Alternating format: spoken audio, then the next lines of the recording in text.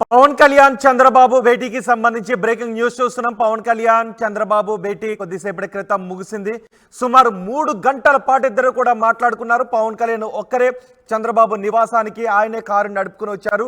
సుమారు 3 గంటల పాటు చంద్రబాబు నివాసంలో పవన్ కళ్యాణ్ చంద్రబాబు ఇద్దరు కూడా మాట్లాడుకున్నారు.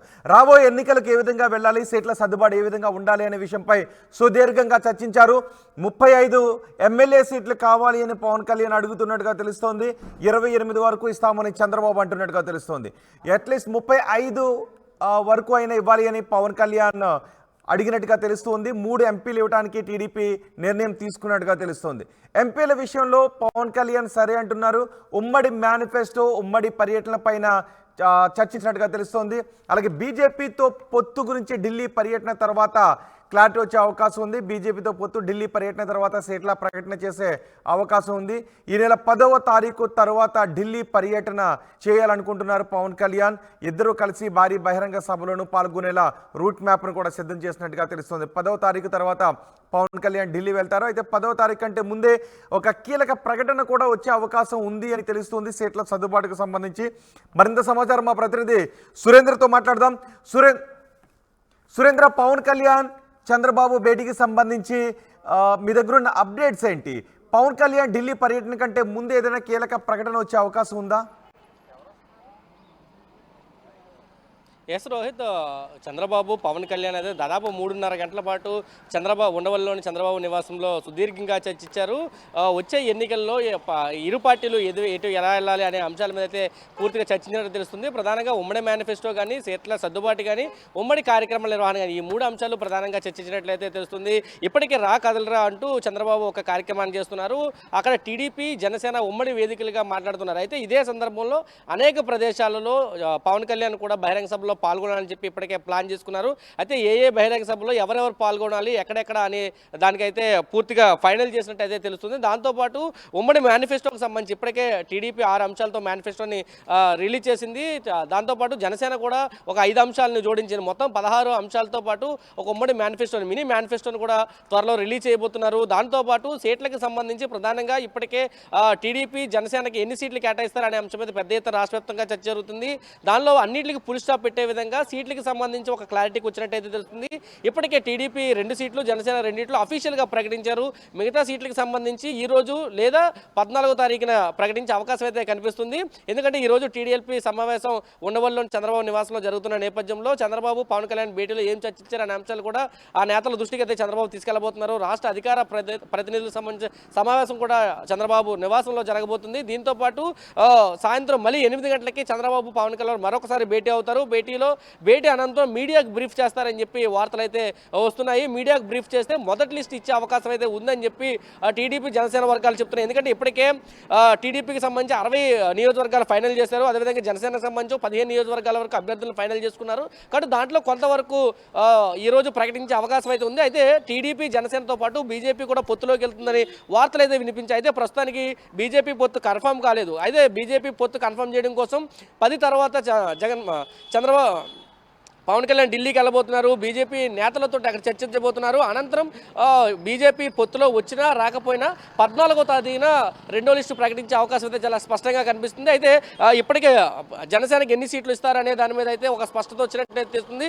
చంద్రబాబు 28 సీట్ల వరకు ఇస్తాము అని చెప్పి పొత్తుల భాగంగా 28 ఇస్తామని చెప్తే పవన్ కళ్యాణ్ దానికి 35కి పెంచమని చెప్పినట్టయితే వార్తలు వినిపిస్తున్నాయి. ఎందుకంటే వైసీపీ నుంచి అనేక మంది నేతలు జనసేనలో చేరుతున్నారు. ఇతర పార్టీల నుంచి జనసేనలో పార్టీ నేతలు చేరుతున్న నేపథ్యంలో సీట్లు పెంచే అవకాశం ఉంది, ఖచ్చితంగా పెంచాలని చెప్పి చెప్పినట్టు తెలుస్తుంది. దాని భాగంలో 35 సీట్లు జనసేనకి ఇవ్వాలి, దాంతోపాటు 3 ఎంపీ సీట్లు ఇవ్వాలని చెప్పి పవన్ కళ్యాణ్ అడిగినట్లయితే వార్తలు వస్తున్నాయి. 3 ఎంపీ సీట్లకి చంద్రబాబు ఓకే అన్నారని కూడా వార్తలు అయితే వినిపిస్తున్న పరిస్థితి కనిపిస్తుంది. దాంతోపాటు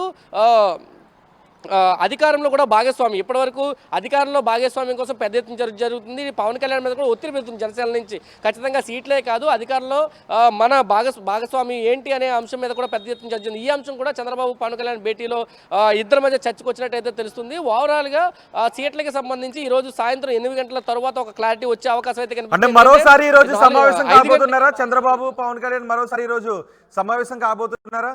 మధ్యాహ్నం జరిగిన సమావేశంలో పవన్ కళ్యాణ్ ఒక్కరే రావడానికి కారణం ఏంటి? ఆయనే ఒక్కరే కారు నడుపుకొని వచ్చారు పైగా. యశ్రోత అంటే ఇప్పటికే బాలశౌరి మచిలీపట్నం ఎంపీగా ఉన్న బాలశౌరి సాయంత్రం 5 తర్వాత జనసేనలో చేరబోతున్నారు అనేది ఇప్పటికే తెలిసిందే. కాబట్టి 5 గంటల తర్వాత జనసేన కార్యాలయానికి పవన్ కళ్యాణ్ వెళ్లాల్సి ఉంది.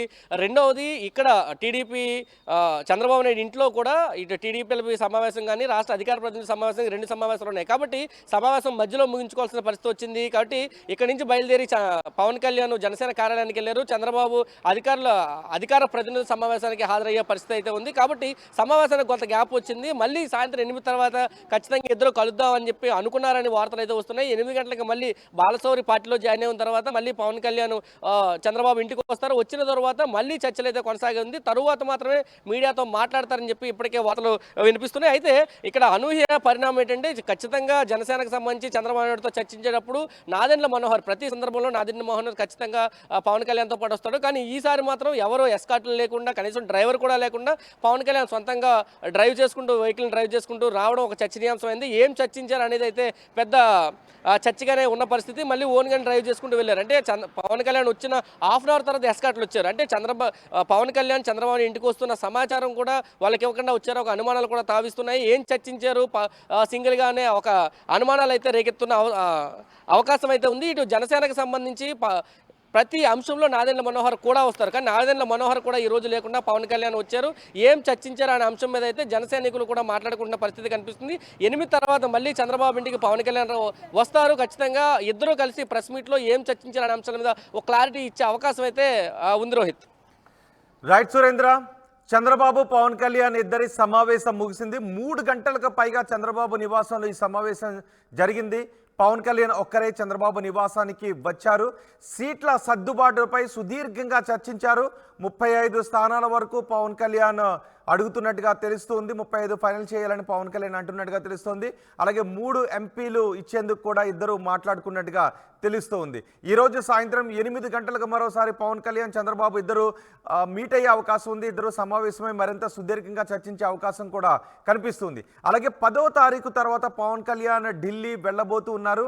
ఢిల్లీ వెళ్ళిన తర్వాత బీజేపీ కూడా కలుస్తుందా? 3 మిత్రులుగా వెళ్తారా లేక 2 మిత్రులుగా వెళ్తారా?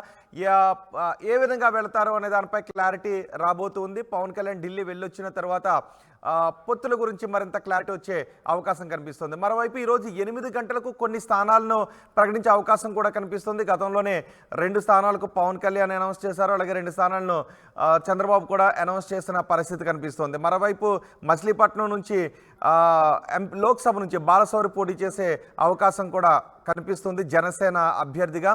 సో 10వ తారీఖు తర్వాత పొత్తుల గురించి పూర్తి క్లారిటీ వచ్చే అవకాశం ఉంది. ఈరోజు సాయంత్రం 8 గంటలకు మరోసారి సమావేశం అవుతారు అని తెలుస్తోంది.